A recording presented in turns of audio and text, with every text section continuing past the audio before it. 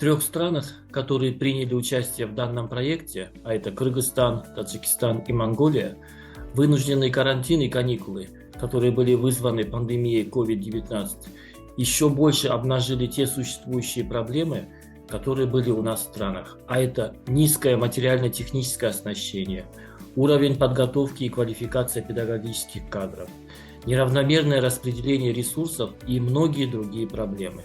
Все это усугубило неравенство в доступе к качественному школьному образованию.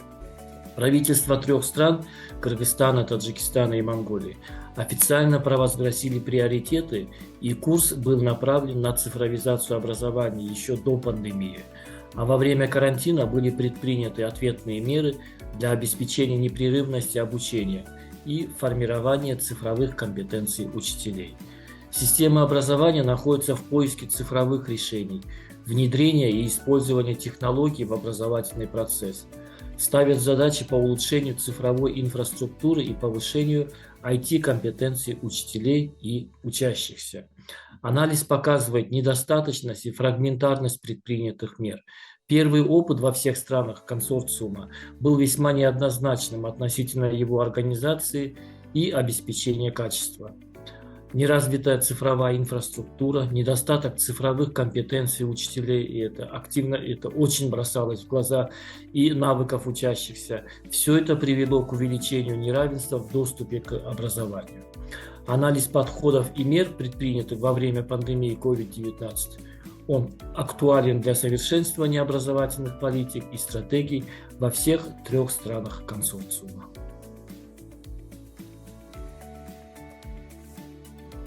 Какова цель исследования и его основные этапы? Проектная команда приступила к реализации проекта в мае 2021 года. Это консорциум трех общественных организаций. Таллинфорум из Кыргызстана, это лидирующая организация, Анахита, Таджикистан и Nomadic Nature Conservation из Монголии. Целью исследований является изучение и выявление инновационных подходов и практик дистанционного обучения для обеспечения равного доступа и качества школьного образования для детей из отдаленных регионов, включая этнические меньшинства, для продвижения социальной инклюзии. В нашем фокусе повышение ИКТ-компетенций учителей, выработка рекомендаций для образовательных политик и практик в трех странах. Исследовательские вопросы направлены на выявление специфики уязвимости разных групп школьников и инновационных практик дистанционного обучения. Мы начали с кабинетного исследования, затем разработанный инструментарий прошел экспертизу и был одобрен этическим комитетом Американского университета в Центральной Азии. Сбор качественных данных проводился в 2022 году. В настоящее время проектная команда приступила к количественному этапу исследования, который предполагает национальный охват. В целом опросом мы предполагаем охватить около 2000 учителей и более 10 тысяч учащихся.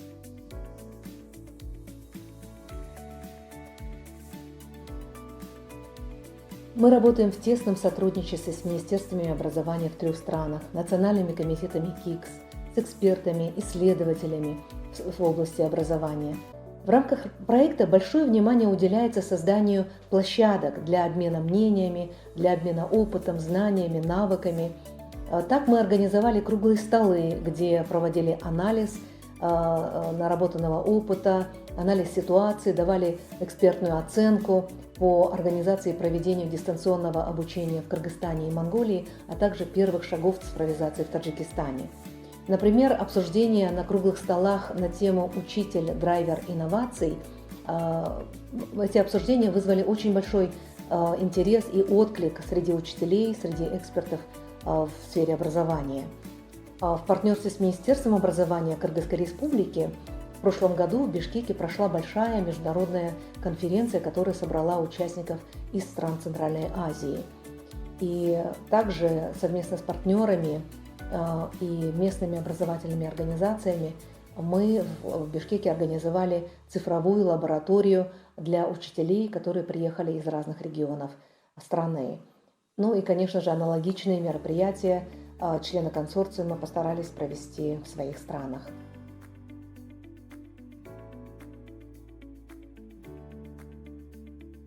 Все три страны, Кыргызстан, Таджикистан и Монголия, взяли курс на цифровизацию. И мы видим, что эти процессы происходят на государственном уровне. В Монголии разработана и работает единая электронная национальная платформа.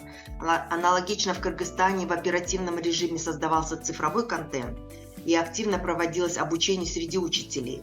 Вместе с этим ситуация в отдаленных горных и степных регионах, где проживают дети из семей чабанов, в местах проживания этнических меньшинств, регионах добычи, горной добычи. В Монголии учителя, учащиеся родители столкнулись с трудностями доступа к электронным образовательным ресурсам и обучению. Исследование показывает, что во время карантина дети чабанов и фермеров, в основном мальчики старших классов, помогали своим родителям с кочевкой, полевыми работами. И как мальчики, так и девочки старших классов в отдаленных регионах предпочитали работать, чтобы заработать деньги и помочь своим семьям экономически.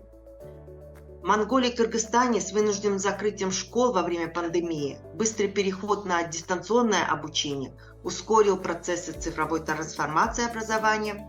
Серьезным препятствием для учителей стала нехватка ИКТ-компетенций. Система повышения квалификации, несмотря на ответные меры, не решала эту проблему повсеместно и комплексно. Многие учителя самостоятельно учились друг у друга, обучались на онлайн-платформах, осваивали новые технологии. В Кыргызстане во время пандемии мы изучили опыт самоорганизации и мобилизации экспертного и учительских сообществ, оказавших консультативную помощь на волонтерских началах. Эти факторы способствовали появлению инноваций среди учителей в регионах, как в Кыргызстане, так и в Монголии. Предварительные данные исследования в Таджикистане выявили, что отдельные горные регионы сталкиваются с серьезными вызовами и трудностями, что отражается на их доступе и качестве образования. Отдаленные школы испытывают технологические барьеры. Недостаточное техническое оснащение, также присутствуют барьеры в доступе к образованию, особенно девушек старших классов по культурным и религиозным факторам. В связи с этим гибридное обучение открывает новые возможности, в частности, для обучения девочек старшеклассниц. Во многих сообществах сильны гендерные стереотипы. Однако обучение девочек в бедных районах ставится как приоритет. Совместно с Центром ИКТ мы провели тренинг для школьных учителей и студентов педагогических специальностей по развитию ИКТ-навыков учителей. В настоящее время таджикская команда готовится к количественной фазе исследований. Опросы будут проведены в отдельных горных регионах Таджикистана. В партнерстве с Центром ИКТ мы разрабатываем методические руководства для учителей по развитию ИКТ-навыков среди учителей.